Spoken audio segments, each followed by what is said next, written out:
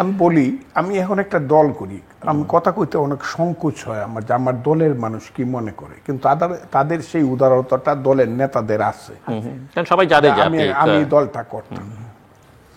আমি ৭৫-এর ১৫ই আগস্টের আগে কিন্তু আমি পলিটিক্স ছেড়ে দিয়েছিলাম শপথ করে, যে আমি পলিটিক্স করব। ১৫ই আগস্টের আগে বঙ্গবন্ধু যেদিন ২৫শে জানুয়ারি ১৯৭৫ সনে বাকশাল করলো, এর ৭ দিনের মধ্যে আমি শপথ করে পলিটিক্স ছেড়ে দিলাম।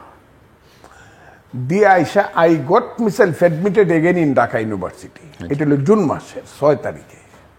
উনি ২৫শে জানুয়ারি বাকশাল করলেন, আমার বড় ভাই বললেন তুমি যদি রাজনীতি না করো আবার গিয়ে ইউনিভার্সিটিতে ভর্তি। ছেড়ে দিলেন কেন? বাকশাল করাটা আপনার পছন্দ হয়নি সেজন্য? আমার তখনকার রাজনীতিটা পছন্দ হতো না। তখন মনে হইতেছিল যে ফাও মানুষ রাজনীতিতে আসছে, বাজে মানুষ রাজনীতি ভালো জিনিস না আমার মনে হয়। আমি বঙ্গবন্ধু থাকালীন এর চেয়ে বেশি আর কিছু বলবো না, কিন্তু আমার রাজনীতি ছেড়ে দেওয়ার মতো অবস্থাটা হয়ে গেছে, যে কারণে শপথ করে রাজনীতি ছেড়ে দিয়েছিলাম। আবার আইসা আমি ভর্তি হইলাম। ভর্তি হওয়ার পরে ঢাকা ইউনিভার্সিটিতে ওই এক নেতা এক দেশ, বঙ্গবন্ধু বাংলাদেশ ইত্যাদি ইত্যাদি স্লোগান, সারা হলে হলে শুধু বাকশাল জাতীয় ছাত্রলীগের স্লোগান। কারণ ভাইস চ্যান্সেলর মতিন চৌধুরী পর্যন্ত এটার মেম্বার, নীলিমা ইব্রাহিম এটার মেম্বার, আর নেতারা তো আছে। আমি এগুলা চোখ না বুঝা প্রতিদিন গিয়া ক্লাস করতাম। জাতীয় অধ্যাপক আব্দুর রাজ্জাক, ডক্টর নাজমা চৌধুরী, মনিরুজ্জামান স্যার, আমার সেই সব স্যারদের কথা আমার কিন্তু মনে পড়ে। তো ইয়াজউদ্দিন স্যার, আমি খুব ভালো ছাত্র, আমি কিন্তু খুব ভালো ছাত্র, এমনি নর্মালি যে ছাত্র যেগুলো, এখনকার ছাত্রদের মতো হয়তো ভালো না, কিন্তু ওই যে জেনারেল লেখাপড়া পলিটিক্স খুব ভালো ছাত্র। এমনকি নাজমা চৌধুরী আমাকে দিয়ে ক্লাস করাইতো, ফজলু বলো তো দেখি এটা বলো। আমার বন্ধুরা বসে থাকতো, আমি বক্তৃতা করতাম, ওই মানে ক্লাস এইরকম ছিল। এবং আমার চিন্তা ছিল আমি বাহিরে চলে যাবো দেশে। এর মধ্যে 15ই আগস্ট বইটা গেল, জুন জুলাই আগস্ট, আমি পলিটিক্স তো করি না। 15ই আগস্ট ঘটার পরে আমার মনে হইল যে দেশে নারী হত্যা হয়, শিশু হত্যা হয়, এগুলো আমি কইছি আগে কথাগুলো, আমাকে আবার রাজনীতি করতে হবে। কারণ আমি তখন মুজিব বাহিনী লিডার, অস্ত্র যে ধরছিলাম সেটা, সেই অস্ত্রগুলো আমার কাছে ছিল, অনেক অস্ত্র। এবং সেইখান থেকে ঘুরে আইসা আবার ওই গোপনে ভিন্ন নামে ছাত্র, এখনের মতো অবস্থা না কিন্তু, ভিন্ন নামে ছাত্রলীগ করা শুরু করলাম। এবং আমার নেতৃত্বেই মূলত ছাত্রলীগটা গড়ে উঠলো ঢাকা বিশ্ববিদ্যালয়ে প্রথম এবং সারা বাংলাদেশে। 1 বছর পরে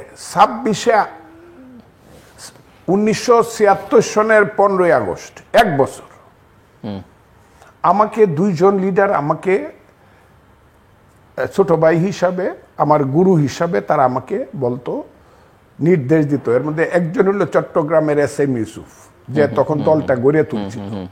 আরেকজন হলো বাংলার বাণীর সম্পাদক ছিলেন, তার নাম শফিকুল আজিজ মুকুল।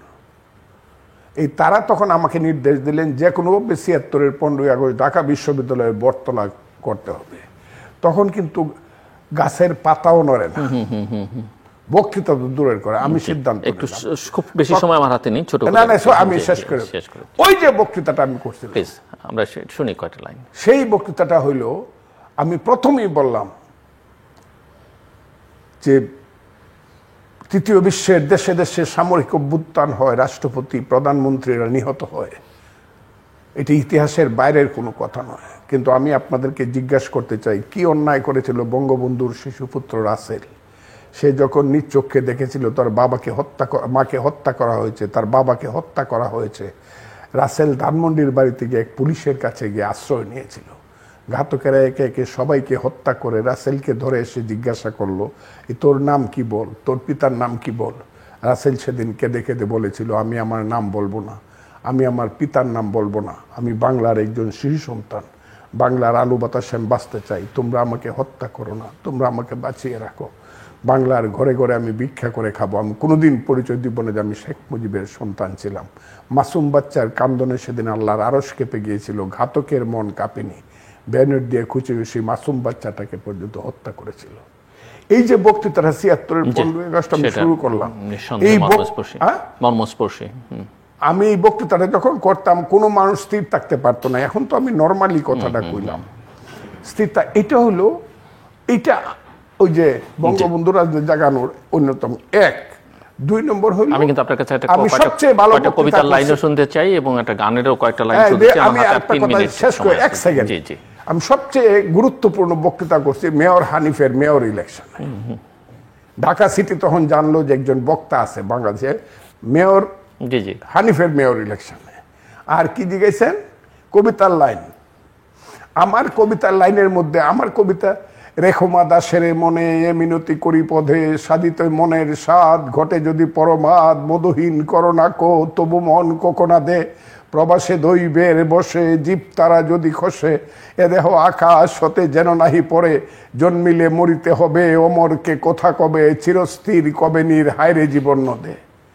বা এরকম 2 বিঘা জমির সুন্দরী মম জননী বঙ্গভূমি, গঙ্গার তীর স্নিগ্ধ সমীর, জীবন জোড়ালে তুমি অবারিত মাঠ, গগন ললাট চুমিতব পদধূলি, ছায়া শুনিবীর শান্তির নীর, ছোট ছোট গ্রামগুলি পল্লব গণ আম্র কানন, রাখালের খেলা গেহ স্তব্ধ তল, দিঘি কালো জল নিশিত শীতল স্নেহ, বুক ভরা মধু বঙ্গের বধূ, জল লয়ে যায় ঘরে, মা বলিতে প্রাণ করে আনচান, চোখে আসে জল ভরে।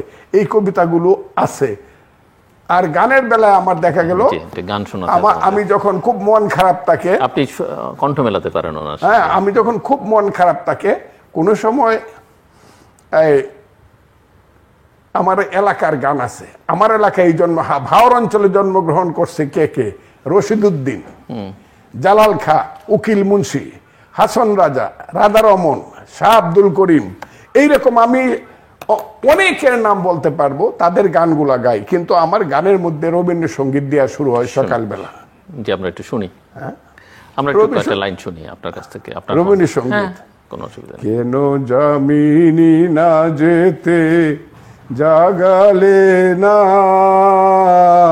বেলা হলো মই লাজে, কেন জামিনী না যেতে জাগালে না, শরমে জড়িত চরণে কেমনে চলিব, পথের মাঝে কেন জামিনী না যেতে জাগালে না, বেলা হলো মরি লাজে, কেন জামিনী না যেতে জাগালে না। অসাধারণ, অসাধারণ। আবার ওইটা আছে, গান গাই আমার মন রে বুঝাই, মনটা যে পাগল পাহারা, আর কিছু চাই না মনে গান ছাড়া, গান ছাড়া আর কিছু চাই না মনে গান ছাড়া, গানে বন্ধুরে ডাকি, গানে প্রেমের ছবি আঁকি, গানে বন্ধুরে ডাকি।